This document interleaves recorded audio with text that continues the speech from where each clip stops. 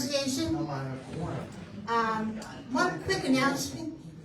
We're going to hold elections in February, and you have a chance to renew your membership today. You'll be eligible to vote, nominate, elect in February. So if you haven't renewed, you can do so here. We're going to elect 9 directors, and from that we'll elect officers. And we have an exciting people come to see us. Looking for Tracy, don't see her yet. I want to welcome Chief Levy from the fire department. I got Terry from Hollywood Lake Civic Association. And I don't see anybody else. Okay, let's start the meeting by the pledge, please. I pledge allegiance to the flag of the United States of America and to the republic for which it stands, one nation, under God, indivisible, with liberty and justice for all.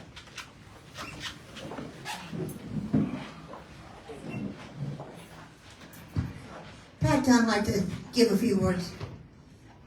Pat? Oh, yes. Yes, good evening, all.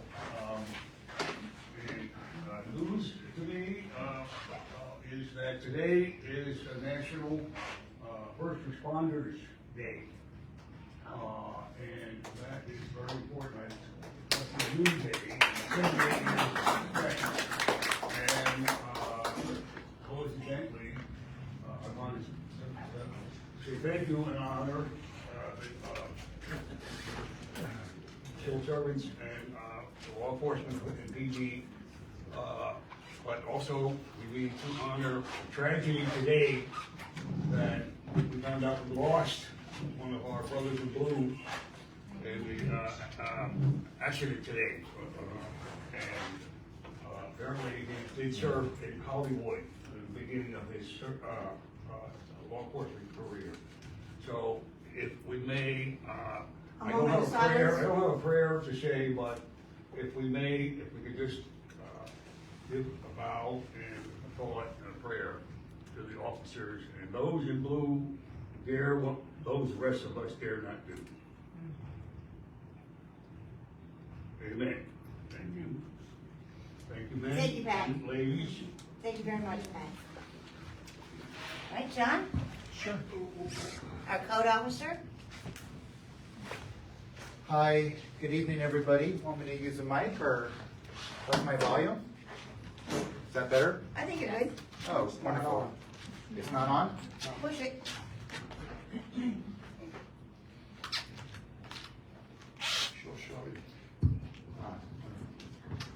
Okay, happy fall, everybody. I know we're coming into the end of the year. I'm John Weitzner, the Code Compliance Officer here for North Central along with Park East. Great to be here. The neighborhood is keeping me quite busy.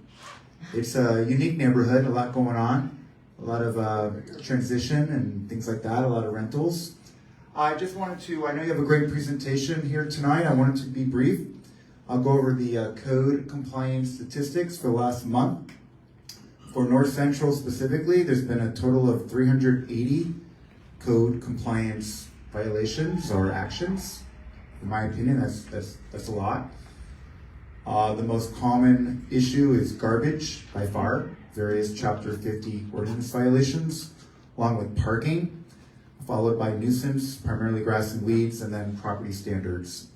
Code officers, we're in the trenches every day. We pulled in a lot of different directions. I appreciate your patience. I know there's a lot of avenues to make complaints and feedback, and we do the best we can. So just be patient on challenges. Code is a process. Some people fix things same day, next day, same week. And as you all know, you drive by the city as much as we do, and you see things that flounder around for a while. It doesn't mean it's not being addressed, but it's the process we have. Beyond that, I just wanted to kind of kindly, I know at the Civic Association meetings, it's always kind of preaching to the choir, you know, the great people who know what to do are not here. Well, the people who need reminders are not here, unfortunately. But I'll be focusing on tree clearance issues. I know we had a lot of rain the last couple months, and those trees and vegetation grow like wildfire. The tree canopy, the tree issues are a challenge, both in traffic, vision, safety issues, along with power lines and over the street. Beyond that, I'm here to take any feedback, requests for service, blocks, questions, comments, complaints. Thank you for attending to that problem in my alley. You're welcome. Me, that goes over that. Yeah, no, Over the, it's great to meet you. Yeah, I know. Bear with us on that. We've sent out the fines, but obviously they're gonna need the right plumbing and people to fix it. Thank you, and have a great Halloween and Thanksgiving. Be careful driving out there.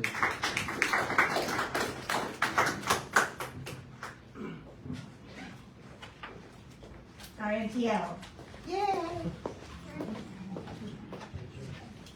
Good evening, everyone. I am Officer Leonti. I'm the neighborhood team leader of North Central. I'm going to keep this brief too because I know this PowerPoint's going to be long.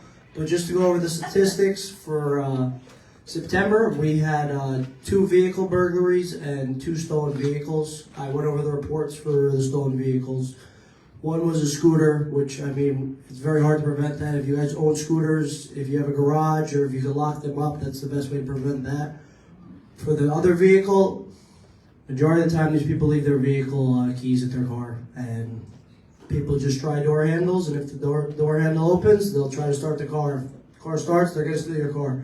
So it's a great way to prevent becoming a victim of this. And that's pretty much it for now. I mean, if you guys have any questions, I have my business card. You could pick up my business card. I have my personal email, phone number, whatever you guys need.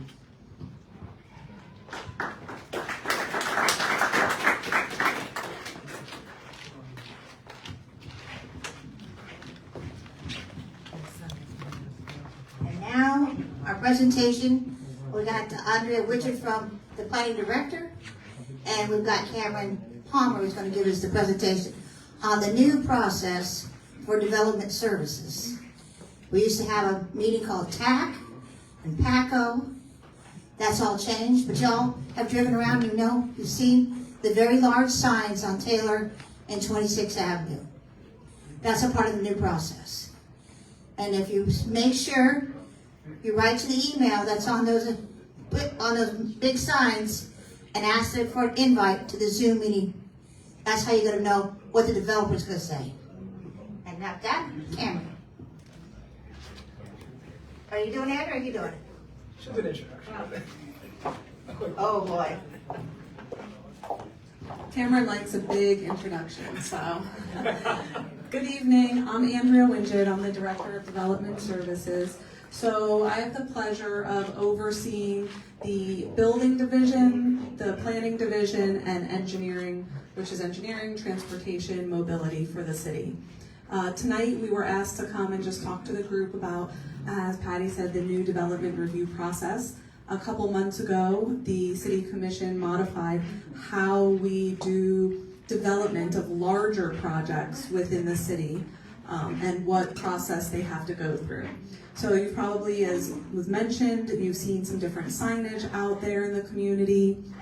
And so we're just here to give you an update with how the process is today and what projects have to go through. And with that, Cameron Palmer, our planning manager, will give you an update on the process.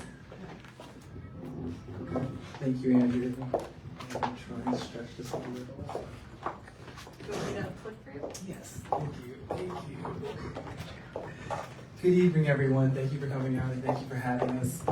My name is Cameron Palmer. I'm the planning manager, and I work with Anand Balram, which is the Chief Planning Assistant Director, and we work under the leadership of Andrea Wingett. So I'm here to talk to you all about the development review process, and there's a couple of changes that have taken place, but also a bit of the context that surrounds those changes. So in development services, specifically the Planning Urban Design Division, we've been working really hard to better understand development, to streamline development, and to make the process more efficient. But that is only one piece of a greater effort. And the effort is the greater improvement plan for the planning division. And that effort sits on 4 pillars. And I wanted to touch on those pillars today so you can get a better understanding of the context that went behind the thinking of the development review process changes. Those pillars are people, it is process improvement, projects, and engagement. And I'm going to touch a little bit on each of what those pillars mean. Starting with people, we have worked really hard in the department and with the planning division specifically to hire specific subject matter experts, expertise in urban design, GIS, and zoning. And these new team members that have joined our team help not only the existing complement staff. No worries, I will. Can you all hear me in the back? Yeah, down there. It's very rarely that they say they can't hear me. The people that we've hired and the expertise that we're focusing on is bringing in skills that weren't previously in the planning department. Urban design is a key one that helps not only staff understand and work better with the design policies of the code and the comprehensive plan, but also pushes development and the development community into forward-thinking, strong design principles. Moving forward to process improvement, that's what we're here to talk about today. We worked hard to change the development review process, how projects are reviewed, the intervals in which we engage the public, and how ultimately their approval is administered. Then we have projects, and these are projects that we see, development projects, but rather they are projects that sharpen our planning tools, such as the rewrite of our comprehensive plan, which is the guiding document for planning and other divisions in the city, the rewrite of our urban design guidelines that haven't been done in many, many years, a community housing study, which is investigating and studying the housing patterns needs in the city of Hollywood. And these tools that work together inform staff not only on the need and what's going on in the city, but also the best practices when it comes to urban design, when it comes to planning, and when it comes to zoning. We're also rewriting our zoning code as part of that effort. So these are large projects that are being undertaken by the department to modernize our planning tools to best address development and growth in the city of Hollywood. And last but surely not least is engagement. Redefining and rethinking engagement in the development review process. Before we had 1 public outreach meeting and we've since moved that to 2 public outreach meetings. But beyond engagement as an event, we are thinking about engagement as standard and how to set that standard for not only the you all who are engaging with the city, but also the developers who are engaging with the city. Next slide, please. So diving into the review process itself, the nitty-gritty of the change. So prior to the change, all developments came into the city of Hollywood and was reviewed under 1 stream of development.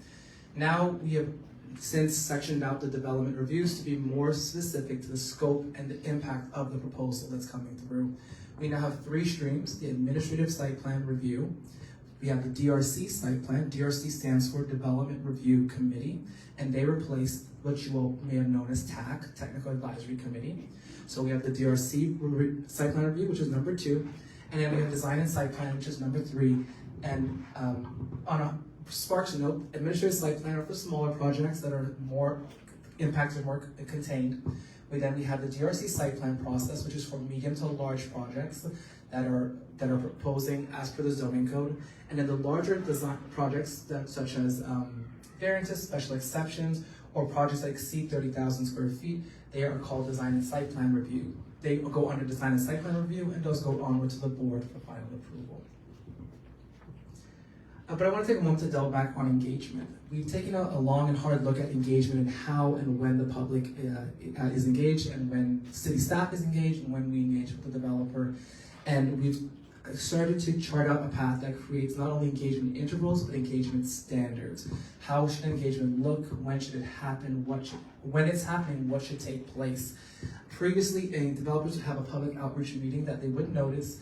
They would have the meeting, provide proof of said meeting, and then that would form part of the package they submit to the city, and that satisfied the code. We have since raised the standard on what engagement needs to take place. So now there's 2 meeting requirements, one at the onset, and then there's another meeting requirement, one at the end of the process prior to approval. Couple key things to note is that now the developer has to provide what we call a comment response matrix. So they have to record all the comments that took place in the meeting and provide a response to how are they addressing the concern, or how are they responding to the concern. Those are then provided to the city, and that is required before we accept another submission. So when we are receiving a submission from a developer, we're also receiving the responses from the public, and we're now weighing how the revision responds to the responses. These are done at two very intentional parts of the process: at the beginning to gather feedback, and near the end to close the loop on said feedback that was gathered. So we're not just taking feedback and going away, but the community now has a chance to see how the feedback was incorporated, if not, why it wasn't. And not only the community has the ability to see that, but we as the plan reviewers and as the city have the ability to see the evolution of the project in live time. And again, as I said before, those both need to be submitted prior to a submission, so it allows us to review the application in tandem with the comments. One more thing to mention on that: we expanded the reach of the community outreach meeting noticing requirements. Previously, it was a civic association and 500 feet, properties within 500 feet. Now it is properties within 500 feet, that remains, civic association remains, but we're also adding adjacent civic associations and the office of the mayor and commissioner. So just, again, expanding the reach for these events to reach more people and to make sure its awareness goes out. Speaking of awareness, Patty mentioned the signs, and we do want to take a moment to talk about these signs. They're big, they're blue, they're popping up all over the city. But beyond that, the signs are crafted in a manner to bring information that's pertinent and important to the forefront in a manner that's easy to understand. All signs are created, have a written description in plain English, simple to understand, and we take an intentional approach to read that language and make sure that it's not encumbered with a lot of technical jargon that may distract the viewer or from the takeaway. There's also stats on the main page about the stories, the residential unit count, and the parking count, so it's very obvious what is being proposed. We have an image of the rendering of what is being proposed, so you have an idea of how it looks in context. But I would think one of the most important elements of this new sign is the contact information. Previously, when an application would come into the city, it would be assigned a planner, and that planner works closely with the developer and the community. But oftentimes there was no understanding of who that planner was from the public side. Now, with the signs, the planner's name will be on the sign with their contact information. So if you would like more information about a project, or you feel that there's a comment that you want to direct directly to city staff, you have the planner that's assigned to that file information available on the sign, as well as the developer's information, and as well as information on the next public meeting date that will be posted. That gets updated on the sign. Previously, signs went up 15 days before a board meeting. Now signs are going up 15 days after we receive an application, and they stay up for the life of the application. On the left side of the screen, you'll see a smaller sign that's replacing the little yellow signs that went up on properties, and these are for administrative decisions, such as administrative variances, and smaller decisions that are more local to property. The notice still goes out for the 500 feet radius, but the sign is smaller in nature to reflect the minor scope of an administrative variance. And I just wanted to, this slide is just to show some imagery around what's going on around our city, but to highlight the why behind this change. It took a long time for staff to engage with the community, engage with civic associations, listen to the technical professionals, and really craft a way forward. And the why behind that is design excellence. We are trying to bring, and we are striving to bring, a higher level design to the city of Hollywood, and that's through hiring key personnel that is well trained and understands higher level and design that's better suited for different contexts, because every context is different, by creating engagement opportunities that are meaningful and at the right spot of the development review process. It's not just a meeting that's that can be shifted around. There are specific times that it needs to be held, and staff needs to be updated.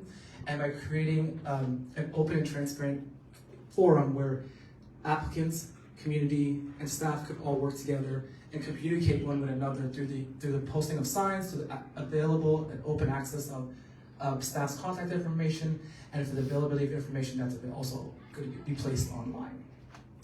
I said a lot. Having the next slide, I wanted to share my contact information. Patty knows me well, but to anyone in this room that has questions, concerns, or ever curious about a project, you could reach out to myself or Andrea. Our emails are on the screen, or you could scan the QR code, and that takes you to the website, which has a hot link to my email. So you would just click on the link, and it would take you right. It would all pop up right when my email loaded in. And the intent is to create conversation, to allow an open dialogue to continue to happen, whether it's about a particular project or whether it's about an issue that's affecting the greater whole. We're here to help. You don't have questions. 100%. I want to be able to see the site plan. Or you said floor plan, site plan. When I used to go to TAC, it was on the agenda. I don't have to beg now the developer to send me the site plan? No, that's not the intent. And I received your email earlier today, Patty, and I think we're brainstorming ways to make that easier. Perhaps an option that we were talking about today in office is ensuring that a link goes out before the public outreach meeting from the developer that has their full package. Oftentimes, developers think that site plans are what people want to see because that's the most pertinent. But sometimes there are instances where you want to see the floors, different floors, you may want to see the landscape plan.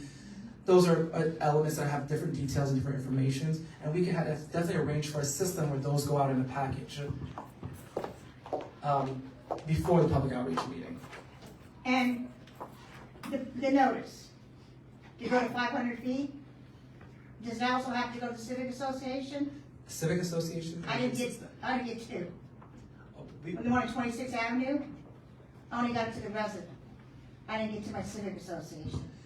if you could, I think I looked at one today for you as well. That was 21st Okay. Avenue. We can always check. So the reason we can make them go through noticing agencies is because the noticing agency helps compile all these addresses. So perhaps I could take the information of that specific address and look back. We always get the backup of who it was mailed to, the labels, and check the labels to see. And the one on 21st Avenue, there was no email address to write to them for a link.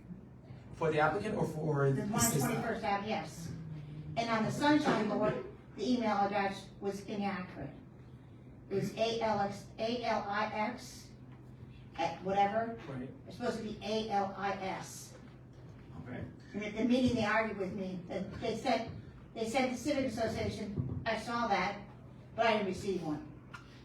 Understood. And we were always working with applicants and our general database to keep that information up to date. You know, I'm a nerd when it came to TAC. What was that, the only one that ever showed up every time it's TAC? So I do miss that interaction. So I know you'll work on it, Cameron. Yes, that's the goal. Yes. Hi, I'm Siobhan McLaughlin. I live down in the lake section, and there is a project that is generating over 1,000 people opposing it. So what weight does the planning department put on neighborhood opposition to a project that is going to destroy a single-family home in the lake section and replace it in the neighborhood? So 1,000 people responding. Where does that fit in your matrix, if you don't mind, in terms of community outreach and opposition? Outreach, whether by opposition or support, can happen at the public outreach meetings that are typically 2. But also when applications are going towards the board, that is the best outreach form at all, because you're going to be able to speak and you're invited to a public hearing, which is held at City Hall. Yes, and in that particular case, I'm aware of it. There's criteria. There are criteria that are in the code that staff have to review, and in doing so, we work closely with not only the technical team, but the legal team, before we bring the item forward to the Planning and Development Board, or the Historic Preservation Board, depending where it is in the city, where the public is invited in front of the board members, and there's opportunity for public hearing right in front of the board members. Yes. Cameron, we now have 2 public participation required use, which is a very good thing. But we're seeing something called Coffee with the Developer now. Is that supposed to take the place of one of those public participant meetings? Because most of the public participants have been via Zoom, which is a convenient way for a lot of residents to participate in the process. Coffee with the Developer in a community center somewhere may not be. So are you going to count Coffee with the Developer as one of the public participation meetings? Yeah. So we have in part of our engagement standards, we've always encouraged and we continue to push developers to have one meeting in person and one online. At least one has to be online so it can be recorded. Oftentimes they opt to do 2 meetings online, but some developers for more larger projects or projects that have a more impact that they think would be better reached in person, they'll offer Coffee with the Developer, which is just another way of saying public outreach meeting. As long as you're having at least one Yes. Zoom meeting, virtual meeting, that way people who don't have time to go to the coffee. 100%. Okay. And we also encourage that those meetings get recorded so that they can also be shared with the Okay, residents. okay. Yes. I have a question. If a project was approved, it's going through permitting, and it's a 27-unit development. How come there's no sign showing that it's going through the approval process, the permitting, so the neighbors can make comments? Thank you for bringing that up. So once a project leaves the entitlement phase, which is what this is, where the site plan, the zoning, the land use, the stuff that's on the books, once we come out of that phase and or the applicant gets a board of denial or board approval or commission denial, commission approval, it exits the planning world and enters the building permitting world.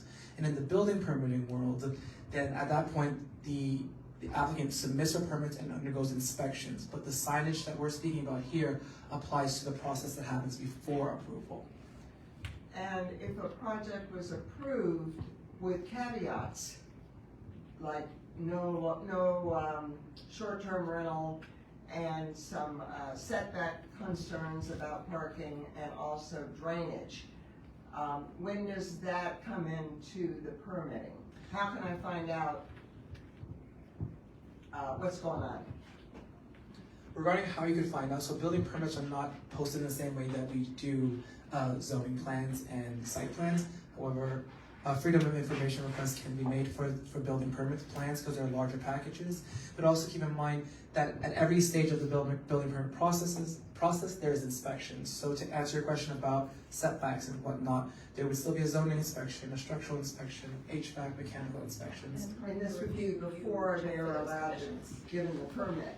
And- Because once it's built, then they'll go and say, And well, part of the review involves zoning staff looking back to the approval document that was either issued by the commission or the planning and development board to making sure that those conditions are reflected now in the building permit package.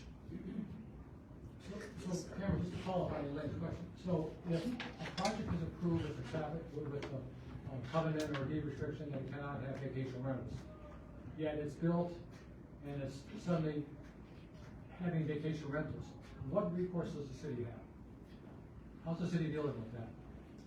So in terms of recourse, I'll answer that in two questions. That's simply when we turn to our code enforcement friends to substantiate such a claim that if it is happening, and at that point, once we identify that it is a violation, then the violation steps follow, and that either goes up to magistrate, could end up in daily fines, etc. So there is a code violation category or something like that, in other words. Yes, because they'd be functioning outside of their approval. Cameron, could I just follow up on a question about spot rezoning? Could you tell us the city's general philosophy stance on a single-family home being rezoned? That's a very good question. I thought it would be. I think it's very important to understand the difference between rezoning, variances, and site plans. Rezoning.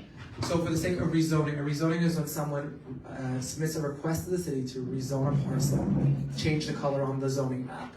The city has criteria in the code that speaks to whether an item is spot or requested spot zoning, or whether it's being changed for a particular reason that doesn't match the rest of the colors on the map. Keep in mind that rezoning and variances and site plans are all different. So what would be considered a spot rezoning is not exactly a spot variance, so to speak, or a spot land use change. They're all different vehicles of development and land use.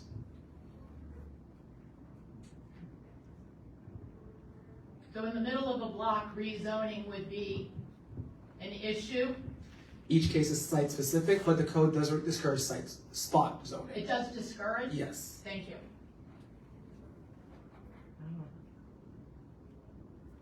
Any other questions?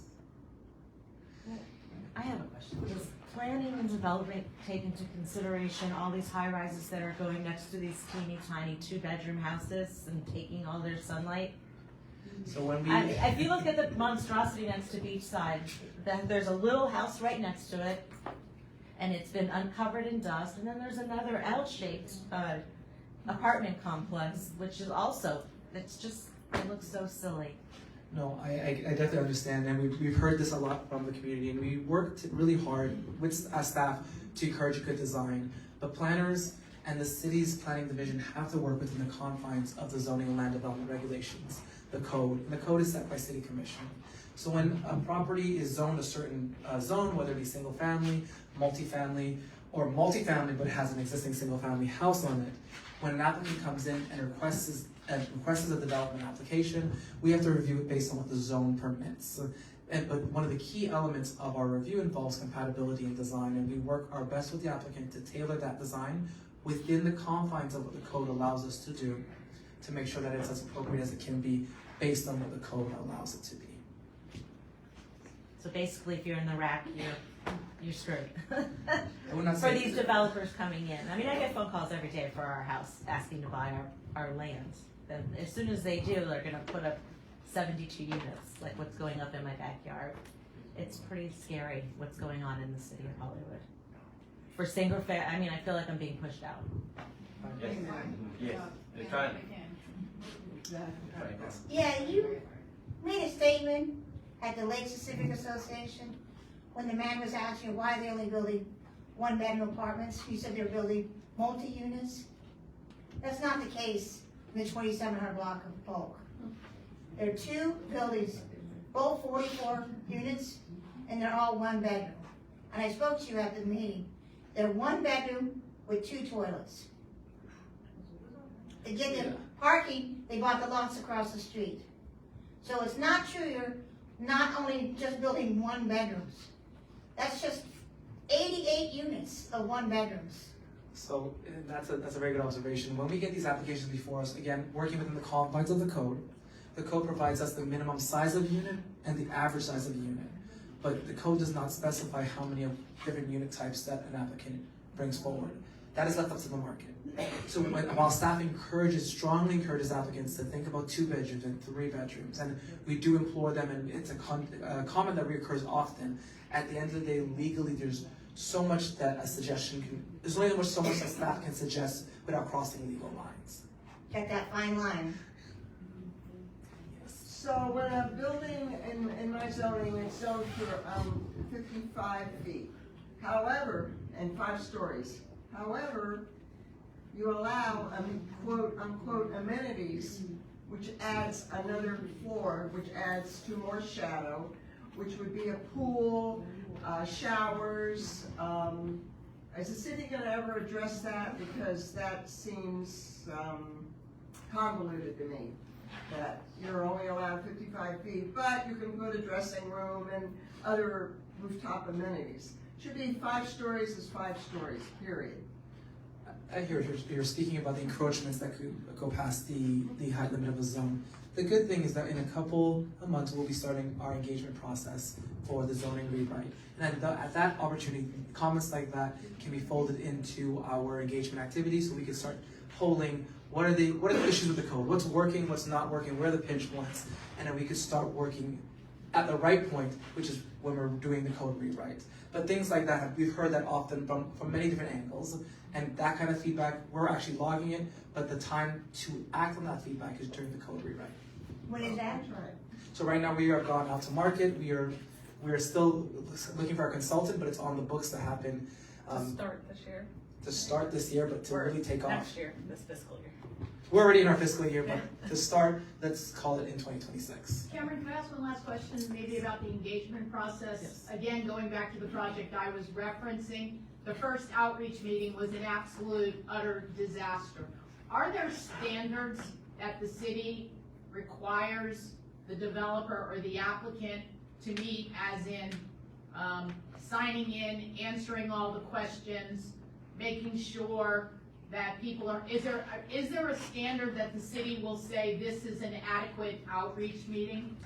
Thank you for bringing that up. Yes, we have standards and beyond standards. When we are told that a meeting didn't meet those standards, or for whatever reasons the community felt that it wasn't handled well, we will actually reach out to the developer and say, hey, this is the feedback we got. We strongly recommend that you move forward another public outreach meeting.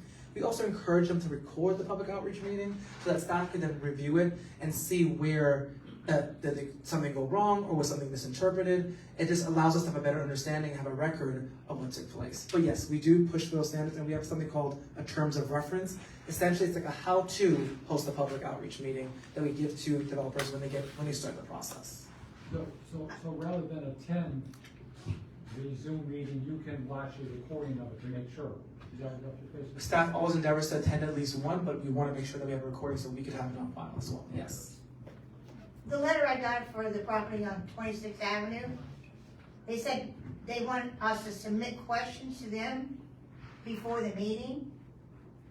And then email exchange I had with them, they were gonna only answer questions about architect and landscaping. Isn't that limiting what I can ask them? And I can't ask them in the meeting, I have to ask it beforehand. I attended the one that Siobhan was writing about, and it seemed like I didn't know what the questions were because they weren't in the chat. They were answering questions, but, and the developer would say, I'm not answering it because it's a legal thing. There's a misalignment for what used to happen. We used to be able to talk to each other. Now there's saying you can only ask certain questions. With those particular cases, that's unfortunate that took place. That's but what happened. That's what he wants to do on 26th Avenue. we are always working with them. Is it the same group? No, Okay. I never heard of this guy from Coral Gables. I know sometimes developers will ask the questions in advance to better prepare to give fruitful responses, to have fruitful discussions. But when it comes to a matter of legality and what they are comfortable answering and not comfortable answering, But really, that goes I have beyond. to limit my question to architects and No, landscapers? that shouldn't be the case. It shouldn't be limited That's to what they, anything. that's what they emailed me. I will look into that one specifically with that Thank you for making developer. us Huh? aware. Thank you for making us aware. That's what I do best, friend, yeah. So legal language is specific, and I'm hearing comments from folks behind. I'm hearing comments from you.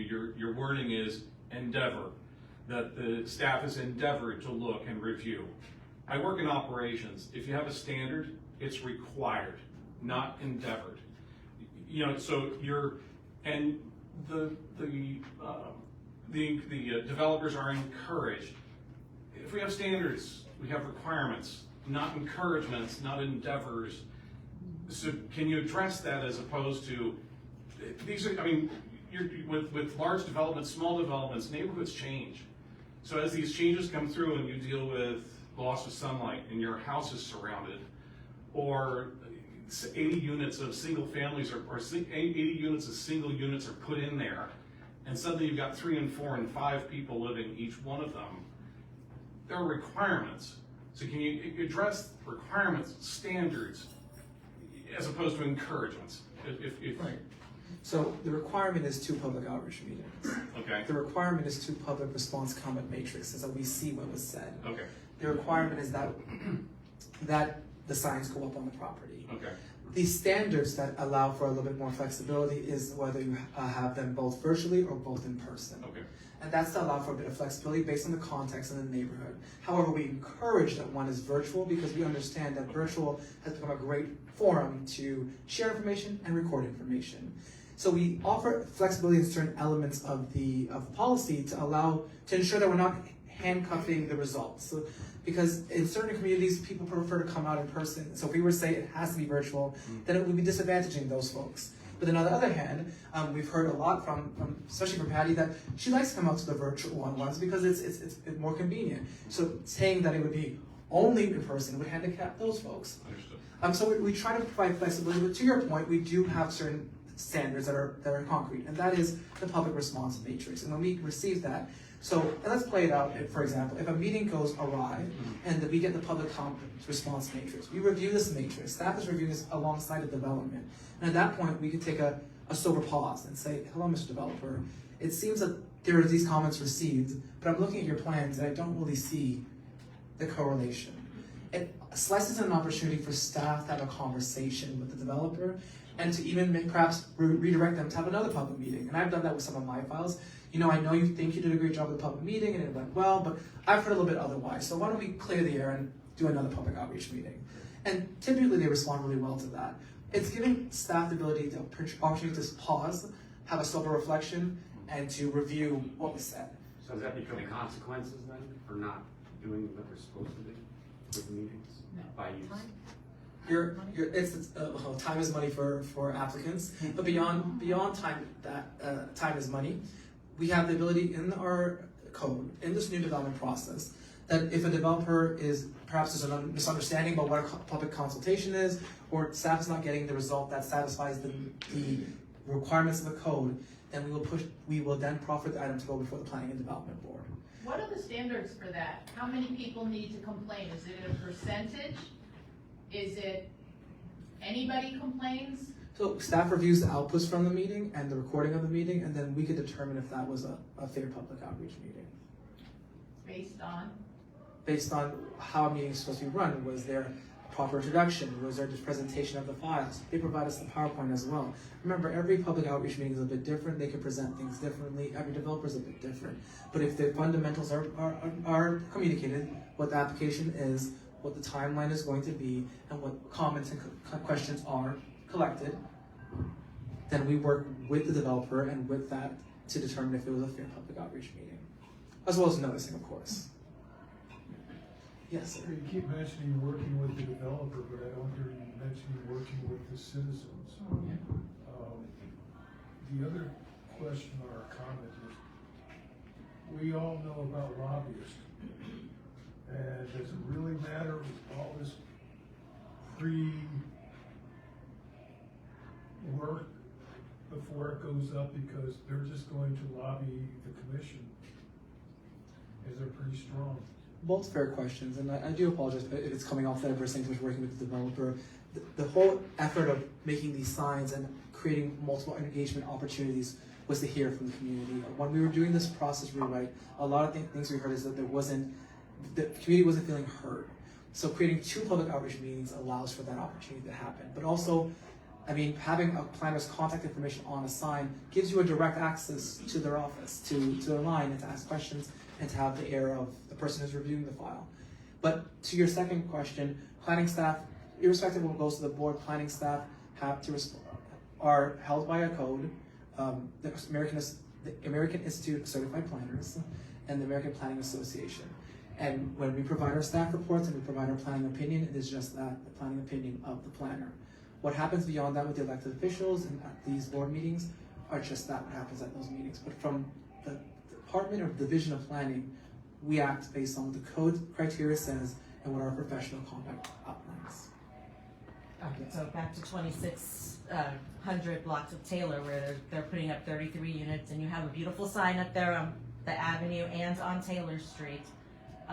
Again, the 88 units that Patricia was talking about, and then the 72 units that are going up behind me, those are all on the same block. Who figures out, because almost all of these meetings have complaints about traffic. That's out of over 200 cars being added to one block. Who deals with that?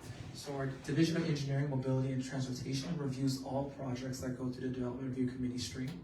So when an application comes into planning, and that's where it lives, but then we take it and we distribute it to utilities, to engineering, to police, to fire, and all these divisions review it and make their comments. And one of the reviews is in engineering, where they review traffic studies, so they can ask for additional information about traffic counts, and then they make a determination whether it is based on the outcomes of the study and the findings of the study, the trip generation, etc., if it's acceptable or not. That's not exactly a planning call, but they do support it. Do they talk to each other knowing there's 200 cars going to be put on Polk Street and 26th Avenue? And I don't know, if you work at City Hall, you know from 4 o'clock till about 7, it takes you almost an hour to get underneath I-95 between the train and traffic.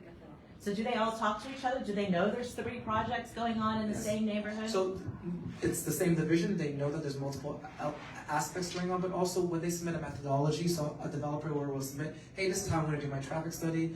They submit that to the city staff before they do the traffic study. So the Division of Engineering and Mobility, they review the methodology, and they will say, actually, in this area, you might need to do a little bit more of this research, or actually, in this area, you might need to take a look at this during these hours because there's a school nearby. So they do have a more macro view of the entire process. Do they say, actually, maybe you shouldn't even build there? Yeah. Because of all the cars. It's about the findings of the reports. It's happened. I mean, people take side streets now. Who does the traffic study? The developer, right? developer will produce a traffic study. Well, the developer for the 88 units at the 2700 block of Fall Street, he didn't even go to 28th and the Boulevard. It's this far away. And his traffic study, he didn't even include that in his matrix.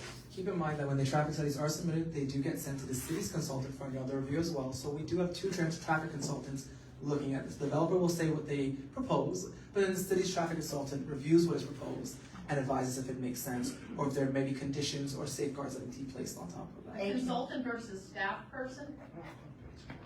Yes, So it's not a city staffer, it's a consultant that's hired by somebody, it's consultant working in tandem with city staff.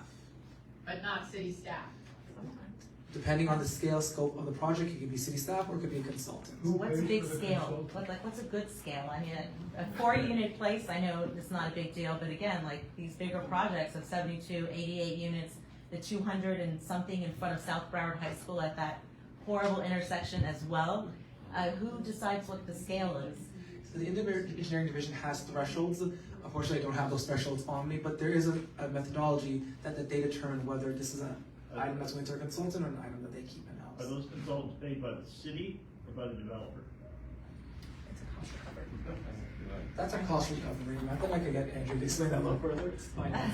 So for the traffic studies, we do what's called a cost recovery, where we get an estimate on what it's gonna be and the developer has to cover the costs of it.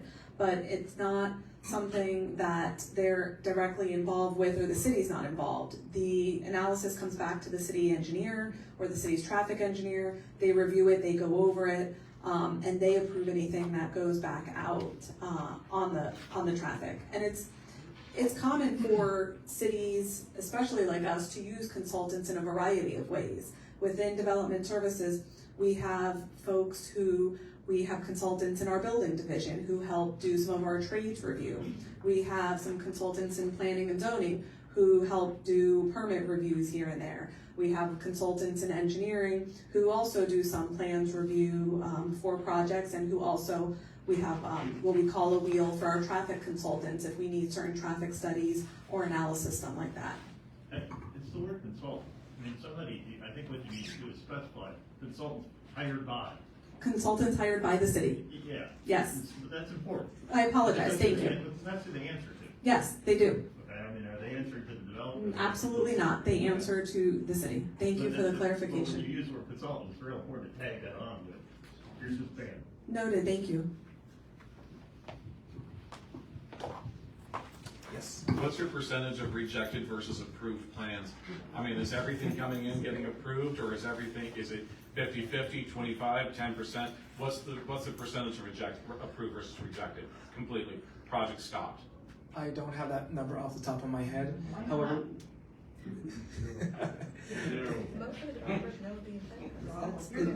Does it happen? Let's put it this way. yes, Does a plan projects get rejected? Plans can be summarily? rejected. Okay. However, oftentimes when a developer and a city staff are not seeing eye to eye, typically that plan application gets withdrawn. Okay. So it never makes it to a full final denial or rejection because the applicant says, hey, this is not working out for me, I'm going to withdraw. So what percentage get withdrawn? I could get back to you with that information if you would like, but to have it off the top of my head, unfortunately, not this time. We know you're not the developer. Everyone you can see is a little bit heated and upset about what's happening to our city. And most of the time, when developers are coming into the city, they've done their due diligence. They've looked at what the entitlements are, what they can build. So most of the time, they come in knowing those things and knowing what their property rights are in order to build. And so then we try to work with them based on the impacts or the project. Do we always see eye to eye? No, we don't always. Sometimes they're withdrawn. Sometimes they say, hey, we have the right to be heard. We want to go forward. It doesn't matter. We're not providing you what you're asking for. Put us on an agenda. And ultimately, if we get to that point, then we have to move the project forward. Yeah, and we might mention that most of these plans that once you get through the process, they're heard of the P&D board or the Historic Preservation Board. They rarely go to the commission unless it's a planned development. A very, very large project. Or they're rejected at the P&D or Historic. They have the right to bring it to the commission and ask the commission to hear it. Right, Elaine? Oftentimes, staff will put conditions on approvals to further tailor in a development. So we will bring it to the bicycle parking. That they work with staff or engineering division to satisfy any engineering additional requirements. So there are tools in our toolbox that we can use to further safeguard development. But as Andrea said, there's something called property rights, and staff have to work within the limits of the law and the limits of the code when we're creating our recommendations and when we're taking items forward. I have a question. Does the city or anyone do anything to kind of like vet developers to ensure that they're going to be able to complete projects and things of that nature? Can you repeat the question? So the question was, does the city vet developers to see if they have the means to actually complete a project and what's their track record? Are they really able to do this? And no, we don't vet them. You know, if they come in and want to develop a property, they own the property, they purchased it, or lease to purchase, or an agreement to purchase, they go forward and they should have their financial means and put the plans together and ultimately build the project. Now, when you start working closely with developers, you can start to tell which teams really have their act together and which ones, really, know what they're doing and don't, but ultimately they, have the right to go forward and do the best they can.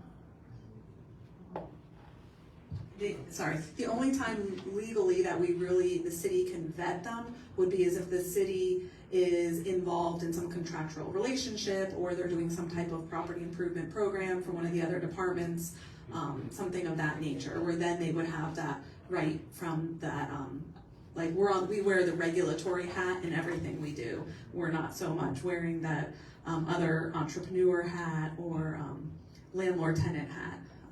But they would be able to vet them for different programs. And just to add on to that, Andrew made a really good point that having done this for quite some time, just like all of you all in your profession, you could start to see trends and patterns. And when we see a developer that's new or may not know the rules as much, we take an extra effort to, hey, you're new here, these are our standards, these are our criteria, this is what you have to clear if you're going to make certain requests. But beyond that, we would like to set, and we endeavor to set the best practices. We show them developments that went well. Say, hey, this is what happened down the street and went really well. This is something that you may want to take a look at. Again, we cannot force them to design something exactly down the street, but we try to put them in the right direction to get ahead of any bad habits. And we could tell that there are some seasoned developers that come all the time, and they know the drill. We walk them through the process. But when I see a developer that's new or proposing something that you could tell they're new by the way they're proposing it or what they're proposing, I go the extra mile and I encourage my staff and we say, hey, this is kind of rough around the edges. Let's smooth this out. Let's work together so that we need to get to where you need to be. But in doing that, we're able to educate them and teach them on good design, where to put your parking, how to include bicycle parking, how to be sensitive to your neighbors. What's a public meeting? How do you have a public meeting? Because when you're teaching and when you're sharing information at the onset, it's relatively well received. And we really try to get that information out there early on, especially if they're new. Like, these are the rules and guidelines. Here's all the resources you'll need. Here's examples. Here's precedents that you could use to guide them in the right direction. Do you all worry about overdevelopment and crowding? That's a very good question. Again, staff works within the confines of the code and what the code allows. Not every development does have to do concurrency, and concurrency is when they have to demonstrate that there is capacity, both in water, sewage, and schooling for the proposed development. But once they've done their concurrency and demonstrated from a technical standpoint that the building has servicing capacity and ability to house the students and to absorb, the neighborhood has the ability to take the development, planning staff has to work within the confines of the law and the code. So what's the sewer capacity that they can add to right now? Again, that's a technical number that I would not have at the top of my head, but I can get it back. It seems weird with all the buildings around the circle and all over. Public utilities. So they've got surplus sewage. But they monitor So our public utilities division, which is part of our development review committee, so they comment on developments that come through. Their job is to assess sewer and water capacity. A lot of properties in the city of Hollywood are still on septic systems, which again has a different impact than a property that's going onto the sewer system. So again, different variables and different elements that go into the review, but the Public Utilities Division that is responsible for those numbers and having those figures on top of their heads are involved in the review process and providing those comments.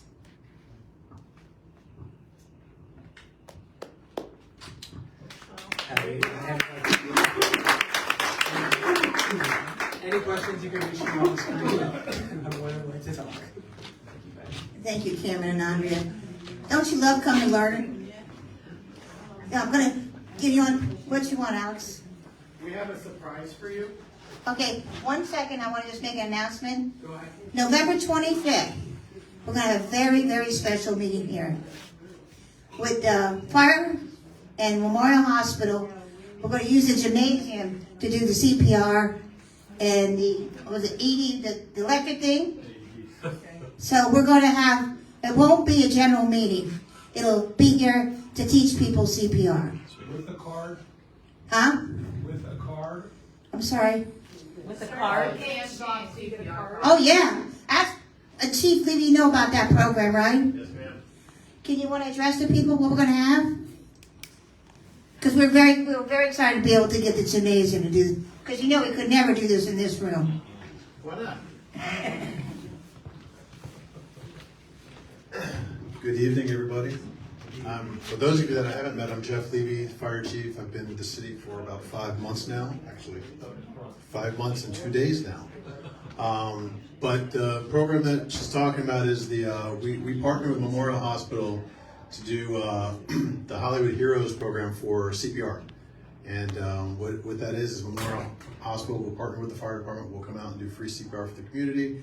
The new version of CPR that we're doing is hands-only CPR. So for those of you who have learned CPR in the past and are concerned about the old way of doing CPR with mouth-to-mouth, that doesn't exist anymore for the layperson. So we do hands-only CPR, and it's been proven scientifically and medically that saves lives more than the apprehension of people questionable about doing mouth-to-mouth and how to do it and the proper way to do it. So we're excited about this program. We've been partnering with Memorial Hospital, the Memorial Healthcare System, for quite some time, and we take this show on the road around the city. So, any questions? Come on out. Yes. Say that again? With the CPR card? I don't know. I don't think you get a CPR card anymore for that. It's just a hands-only training, no CPR cards, no certification. If you wanted the certification, that's a different class that you would have to go to the American Heart Association or one of those associations and get that certification. Yes, sir, in the back. Well, Patty, will that be announced just like a regular meeting? Yeah, we're going to do multiple announcements on that because we want to fill up the gymnasium. Yeah, so we were able to get that out of this room and to get the open sporting events to stuff for that night. That's thanks to Commissioner Kalari. She made that happen. She did, absolutely. Any other questions for me? Thank you. Thank you. You're welcome. Much better now. All right, yes, we're going to put out plenty of announcements for that meeting so you all can invite everyone you know because I think it's a very important thing to learn. And with that, I want to thank you all for coming. What, Alex? Really quickly, everyone, hi, my name is Alex. I'm a fellow member of North Central.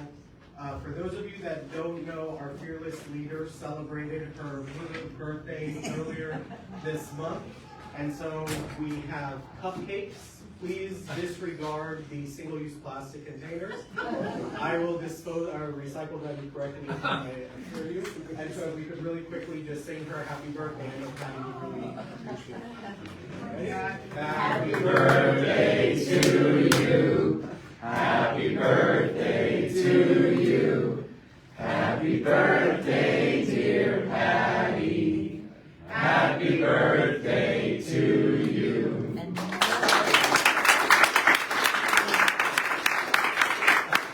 Thank you. That means so much to me, Alex, because today is 7 months since my husband passed. And that's always a hard day. And you all made it very special. Thank you so much. So on that note, we'll see you November 25th. Thank you.